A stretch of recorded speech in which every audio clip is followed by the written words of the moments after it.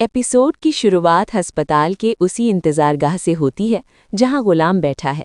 उसकी आंखों में गहरी बेसुकूनी छिपी है।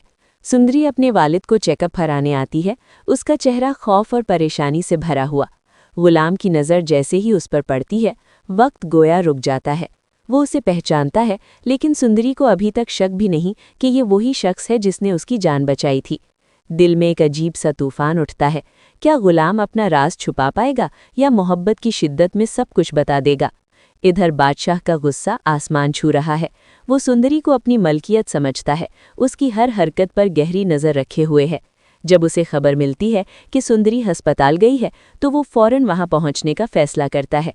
रास्ते में एक खौफनाक साजिश सामने आती है। कोई तो ऐसा है जो गुलाम और सुंदरी के दरमियान खलीज बढ़ाना चाहता है और उसके लिए बादशाह को ही हथियार बना रहा है। क्या ये साजिश बादशाह के अपने घर से निकल रही है?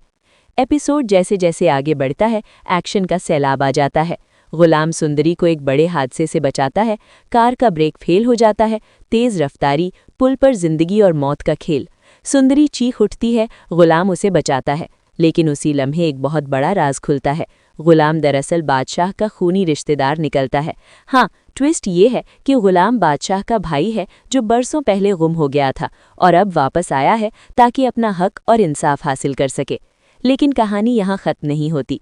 ये इंकिशाफ होते ही बादशाह गुस्से से पागल हो जाता है। वो गुलाम को धोखेबाज और गद्दार कहकर पुकारता है और सुंदरी के सामने एक सख्त अल्टीमेटम रख देता है, या तो गुलाम को छोड़ दो या फिर सब कुछ खो दोगी।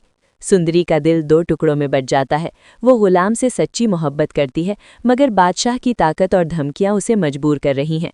आखिरी मिनटों में एक और धमाकेदार ट्विस्ट। एक पुराना खत हाथ लगता है जिसमें लिखा है कि सुंदरी का वालिद दरअसल बादशाह के खानदान का पुराना दुश्मन था और अब ये सारी कहानी इंतकाम की आग में जल रही है। क्या गुलाम और सुंदरी की मोहब्बत इस इंतकाम की कुर्बानी बन जाएगी? क्या बादशाह अपने भाई के खिलाफ हाथ उठा लेगा?